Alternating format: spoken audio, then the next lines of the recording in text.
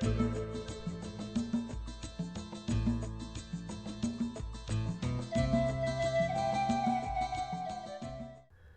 dynamics of movement is complex and exceedingly difficult to analyze until relatively recently, when the necessary measuring instruments became available. The birth of the science can be rightly attributed to Muybridge, who in the 1890s made this remarkable series of photographic plates that would allow for the analysis of movement by the fraction of a second. Although the artistic community picked up on it, the scientific community lagged behind, and it wasn't until the 1960s and 70s when pioneers such as McNeil Alexander developed techniques for studying animal motion. His work on animals such as hopping kangaroos have become a classic. A key finding was that kangaroos stored a lot of their energy in the springs in their legs, and they got that energy from the bounce on the ground reaction force. This is an important finding because it meant that the bounce in our step may be energized by external forces rather than internal forces. Until recently, walking and running used two different models to explain their mechanics. For walking, it was the simplistic inverted pendulum model, and for running, it was the spring mass model or the spring-loaded inverted pendulum model. A main difference in these models is in the inverted pendulum model, the center of mass is at its high point during stance phase, and in the spring mass model, it's at its lowest point during stance phase. Both these models use push-off, propulsion, and energy-wasting braking. I know you all are aware of the stability and energy efficiency of a swinging pendulum, but on the other hand, there is nothing more energy inefficient and unstable as the inverted pendulum. But even so, there are those like Professor J. Scott Turner who still promote the inverted pendulum model, where high energy consuming muscle drags the body from place to place. Most of those who are involved in the biomechanics of walking and running have moved to the spring mass model, commonly referred to as the spring-loaded inverted pendulum model. Here are a few variations on a theme. There are many more.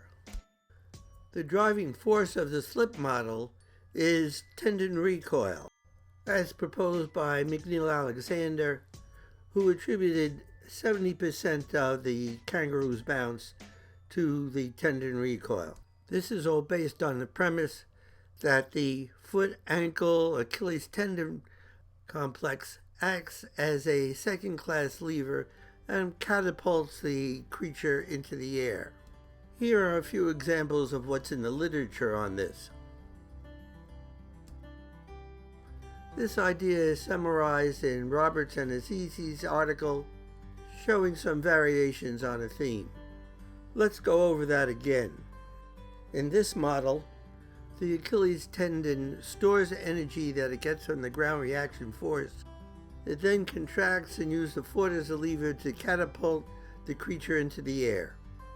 There was just about universal agreement with this model, with only one dissension, but of course his opinion trumps them all. Muscles are tension springs and internal structures that can produce internal forces, but can only act as an intermediary between external forces.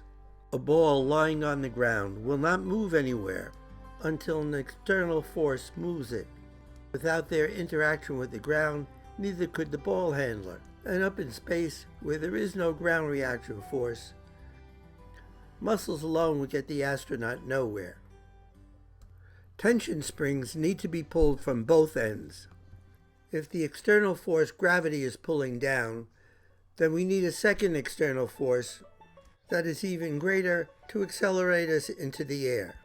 To lift us into the air, the Achilles tendon has to pull on something. It can't just bootstrap us. The understanding that the body is an assemblage of interconnected springs dates back to Carnot's work in 1803. Various body springs are recognized, but they seem to leave out the obvious. Bone. Both muscle and bone are springs. Muscle and tendon are tension springs. Bones are compression springs. And to understand how they work as springs, you have to understand the stress-strain curve. The steeper the curve, the more rigid and springy it is.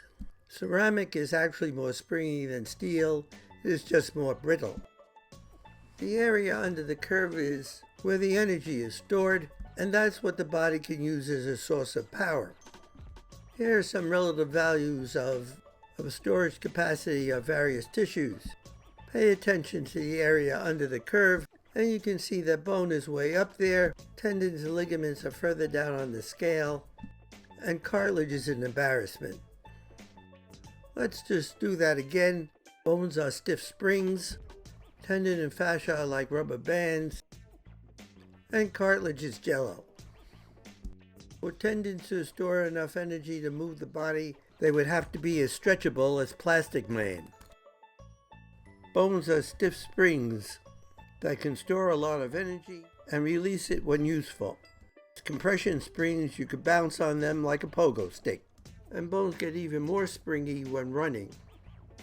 As depicted here in the journal Science, bones were made for walking. They are compression springs that would load with every step. But the loading mechanism is not what you would expect. It seems perfectly logical to think of them as end loading, and that is exactly how they have always been tested. The gravitational force coming through the center of mass bear down on the articular cartilage on the superior pole of the bone, and the ground reaction force would apply an equal and opposite force coming from the ground up.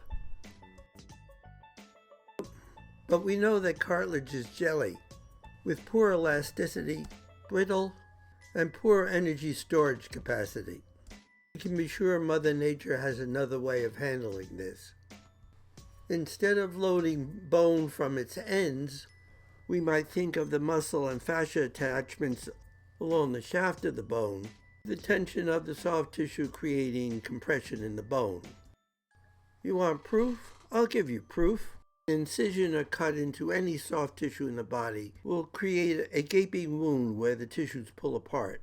But break a bone and the two ends overlap. Bones are under compression, but not just by body weight. Muscle and fascia clearly play a role. Even under deep anesthesia at surgery, it may still take a lot of tugging to get the bones to line up. And then you need some rigid device to keep the whole mess from collapsing. Traction was a common method for treating long bone fractures. You just add weights to the traction device until the bones line up. As these procedures are done with the patient recumbent, heavily sedated or under anesthesia, it is not muscle splinting or gravity creating the overlap, but what has been referred to as resting muscle tension. That means that the traction force equals the resting muscle force. So we now know there is a measurable resting muscle force. So we have looked at the inverted pendulum model and found it wanting. Why would anyone think it could possibly work? Models based on the inverted pendulum run contrary to the second law of thermodynamics, which, as my friend Serge Grekovetsky points out, is inconsistent with the principles of evolution. He also reminds us that muscles are gas guzzlers and animals must minimize their use, and to top it off, shear is the enemy and to be avoided. In this proposed model, walking or running are simple compression springs that oscillate up and down, much like dribbling a basketball or hopping on a pogo stick. Impart a little forward motion to it, and it works for walking and running. And that gets us to the tensegrity model, which are organized springs operating in parallel as depicted in this Ingberg model. If understanding movement is our goal, then we have to understand that the springs in our body empower the center of mass. Everything moves out from there. And to appreciate that, all you have to do is watch Simone Biles vault.